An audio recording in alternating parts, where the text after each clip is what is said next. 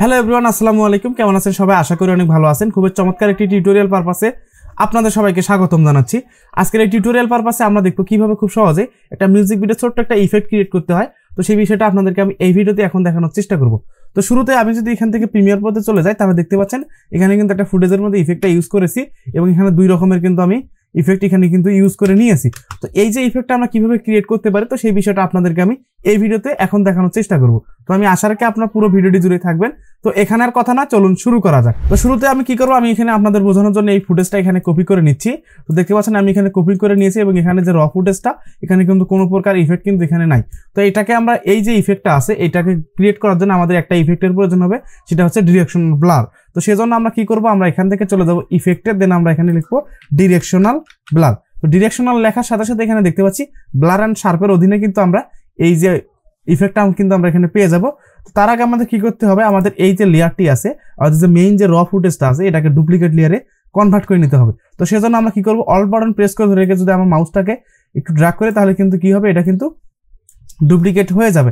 এখন আমরা কি করব, আমরা এই যে ইফেক্টটা আছে এটাকে ড্র্যাগ করে এনে আমাদের উপরে যে লেয়ারটি আছে সেখানে ছেড়ে দেবো। তো ছেড়ে দেওয়ার সঙ্গে সঙ্গে আমরা কিন্তু এখানে কোনো পরিবর্তন দেখতে পাচ্ছি না। আমরা যদি ইফেক্ট কন্ট্রোল প্যানেলে একটু লক্ষ্য করি, তাহলে দেখতে পাচ্ছেন এখানে কিন্তু ডিরেকশনাল ব্লার ইফেক্টটা কিন্তু এখানে অ্যাড হয়ে গেছে। এখন আমরা কি করব, আমরা এটা যে ডিরেকশন আছে সেটাকে আমরা 90 করে দেবো এবং আমরা এখান থেকে ব্লার লেন্থ এটাকে 76 করে দেবো। তাহলে কি হবে, এখানে কিন্তু খুব সুন্দর একটা ইফেক্ট দেখা যাবে।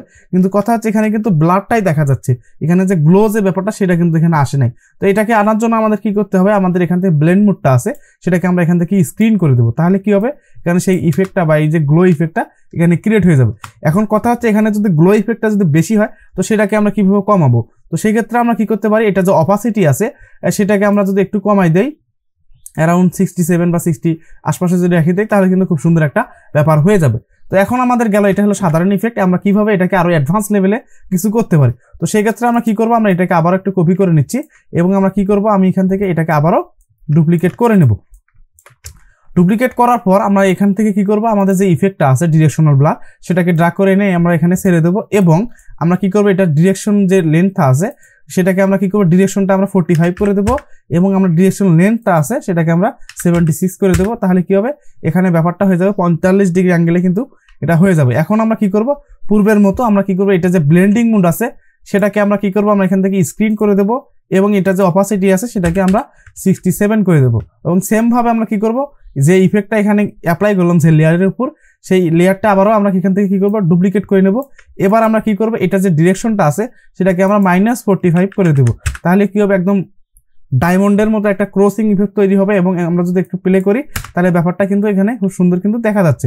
তো এখানে যদি কোনো কারণে যদি বেশি মনে হয় তো সেক্ষেত্রে আমরা এখান থেকে অপাসিটিগুলো একটু কমানো বাড়ানো করে দিলে কিন্তু আমরা সেই একটা পারফেক্ট লুক কিন্তু এখানে পেয়ে যাব। তো এই ইফেক্টটা কিন্তু মূলত কিন্তু ডার্ক টাইপের যে মিউজিক ভিডিওগুলো শুট করা হয় সেগুলো কিন্তু ইউজ করা হয়ে থাকে। আপনারা একটু চেষ্টা করে দেখবেন যে আসলে আপনাদের কোথায় ইউজ করলে ভালো মনে হয়।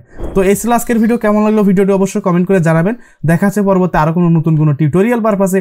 তো সে পর্যন্ত সুস্থ থাকুন, ভালো থাকুন। আসসালামু আলাইকুম।